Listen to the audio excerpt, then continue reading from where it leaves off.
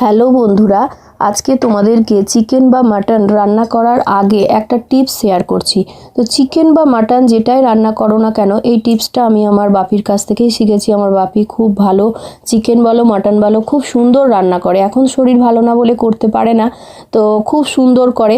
তো কিভাবে করতো সেটাই আমি তোমাদের সাথে শেয়ার করছি।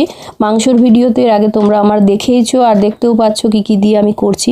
তো চিকেন বা মাটন যখন রান্না করবে তার আগে যখন ধোয়ার পর একটা ছাঁকনির সাহায্যে জলটাকে কাত করে রেখে দেবে মোটামুটি আধ ঘন্টার মতন।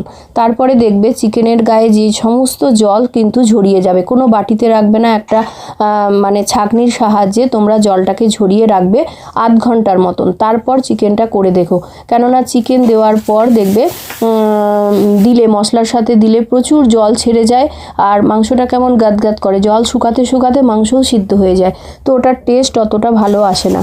আর তোমরা যদি এইভাবে করো, চিকেনটাকে একটা ছাঁকনির সাহায্যে ভালো করে ধুয়ে নিয়ে তারপরে ছাঁকনিতে যদি আধ ঘন্টার মতন রেখে দিয়ে করো, তাতে কিন্তু এক ফোঁটা জলও থাকবে না আর টেস্টটাও কিন্তু খুব সুন্দর হবে। তো তোমরা এইভাবে একবার চিকেন ট্রাই করে দেখো। আর তোমাদের যদি এইটা উপকারে আসে ভিডিওটা, তাহলে প্লিজ একটু ছড়িয়ে দিও সবার মাঝে। তো সবাইকে অনেক অনেক ভালোবাসা। ভালো থেকো, সুস্থ থেকো।